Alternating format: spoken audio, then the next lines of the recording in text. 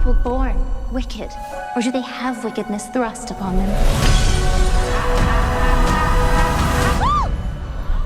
You're green.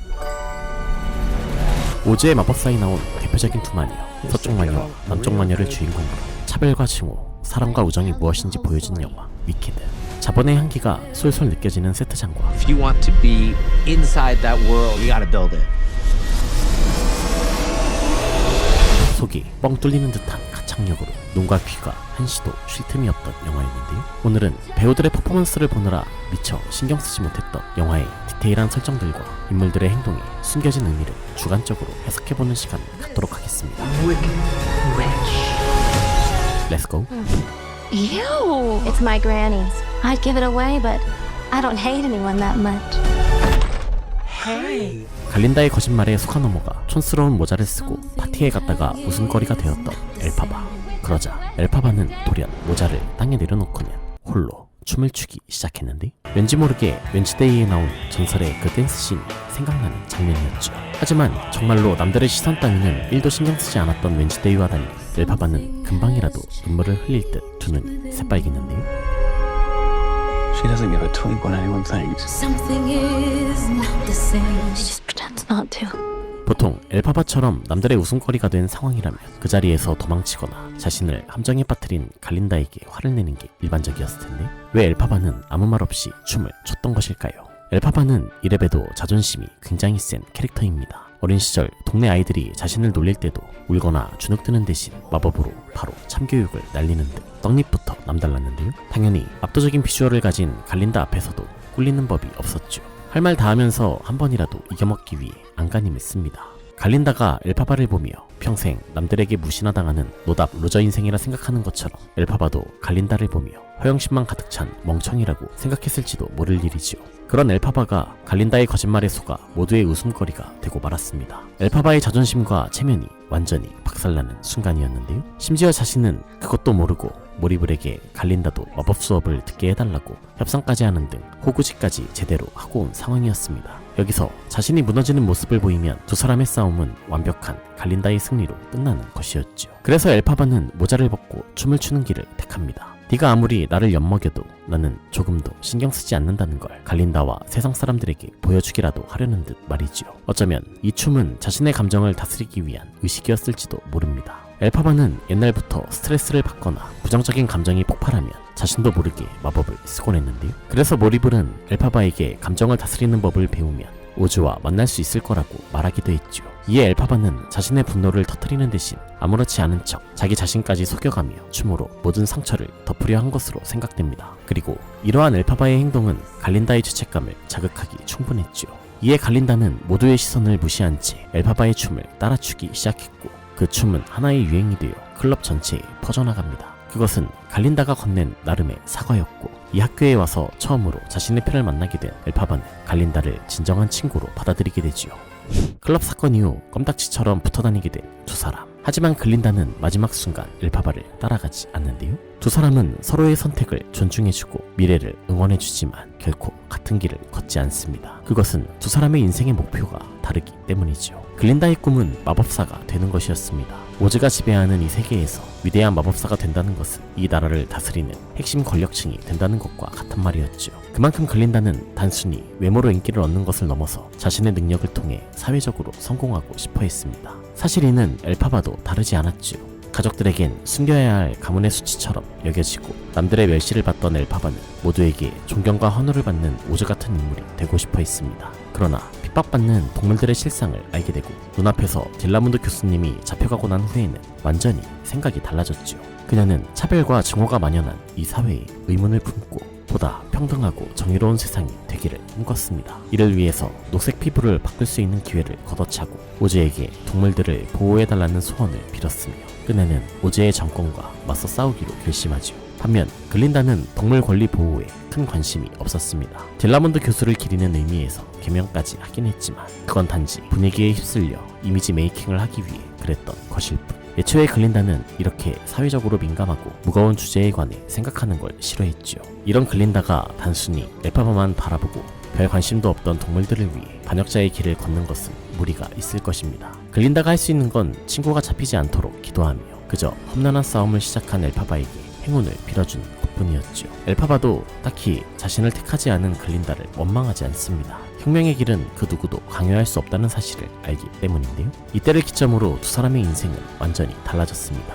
오즈의 파트너 자리까지 제안받았던 엘파바는 오즈를 배신하고 오즈 나라 국가유산 1호인 마법서 그리머리를 훔쳐 달아난 최악의 마녀로 몰리고, 글린다는 위대한 마법사 오즈를 도와 이 사회를 지켜나가는 착한 마녀로 거듭나죠. 여기서 의문인 점은 마법에 재능이 전혀 없는 것처럼 묘사된 글린다가 어떻게 마녀의 자리에 올랐냐는 것인데, 사실 소설을 살펴보면 글린다는 마법에 엄청난 재능이 있는 것으로 나옵니다. 오히려 엘파바가 마법에 대한 별다른 언급이 없었죠. 오즈의 마법사에서도 글린다가 대마법사로 나오는 걸 보면 글린다에게 마법의 재능이 숨겨져 있는 것이 분명한데, 아마 영화에서는 뒤늦게 재능이 터진 것으로 나오거나 오즈처럼 사실 마법은 잘 못쓰지만 엄청난 기술력으로 대중을 속인 것일 수도 있겠습니다. 고도로 발달한 과학은 마법과도 같은 법이니까요. 이렇듯 글린다는 원하는 대로 모두의 존경을 받는 마법사가 되지만 실상은 사기꾼 오즈의 밑에서 꼭두가시 노릇을 하는 것에 불과했는데, 모든 진실을 알고서도 대중의 편에 서서 엘파바를 욕하고 엘파바의 죽음을 기뻐해야 하는 처지에 놓입니다. 글린다의 삶은 겉으로 보기엔 탄탄하지만 속은 공허하기 그지없었죠.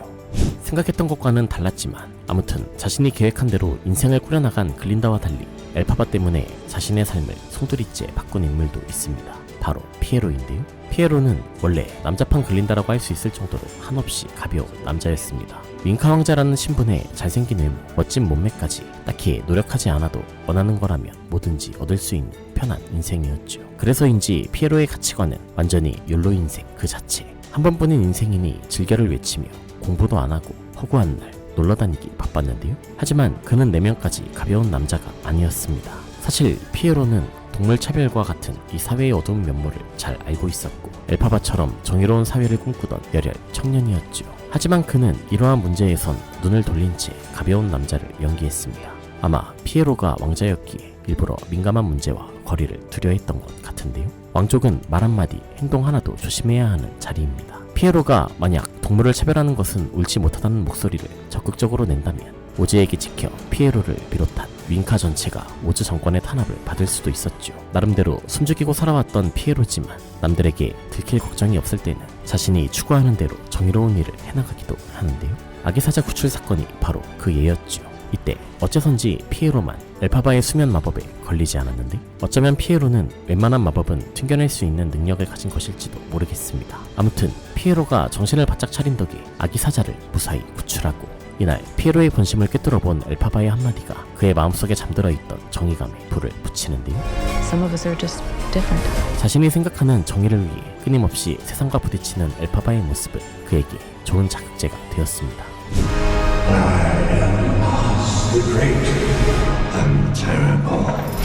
이 영화의 최종 빌런인 오즈. You have no real power. 그는 사실 마법을 일도 쓰지 못하는 일반인이었지만 어째선지 모두에게 위대한 마법사라며 떠받들어지고 있는데, 도대체 오즈는 어떻게 그 많은 사람을 속일 수 있었던 걸까요? 오즈는 사실 도로시와 같은 현대세계 미국 캔자스 근처에 있는 오하마라는 지역에서 서커스 일을 하던 평범한 사람이었는데요. 그는 자신의 이름이 크게 쓰인 열기구를 탄 채 서커스를 홍보하곤 했죠.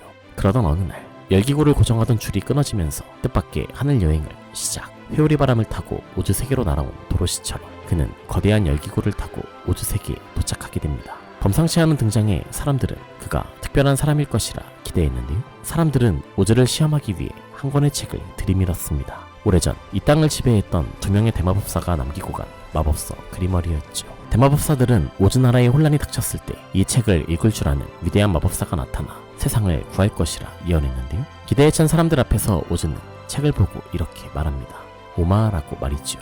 오즈는 그냥 자기 고향으로 돌려보내달라고 호소한 것 뿐이었지만 오마가 뭔지 모르는 사람들은 오즈가 책을 읽었다고 착각하고 그를 위대한 마법사로 떠받들기 시작했습니다. 다행히 오즈는 간단한 마술도 할 줄 알고 손기술도 좋았기에 대충 있어 보이는 장치를 만들어 사람들을 현혹시킵니다. 그 덕에 오즈에 대한 소문은 점점 커져 이제는 어떤 소원이든 이루어주는 신같은 존재로 추앙받기에 이른 것인데, 실상은 자신이 일반인이라는 것을 들킬까봐 무서워서 밖에도 못 나가고 방 안에서 혼자 인형놀이나 하는 히키코모리 아저씨였죠. 사실 모리불이 마음만 먹으면 바로 오즈를 제끼고 1인자 자리를 차지할 수도 있을 것 같은데, 굳이 오즈의 비위를 맞춰주고 있는 이유가 궁금합니다. 오즈 사회에 만연해 있던 동물 차별의 문제를 적나라하게 보여주었던 이 장면. 딜라몬드 교수님의 칠판에 누군가가 끔찍한 낙서를 써놓고 간 것인데, 동물들은 구경거리일 뿐 말하지 말아라는 문구였죠.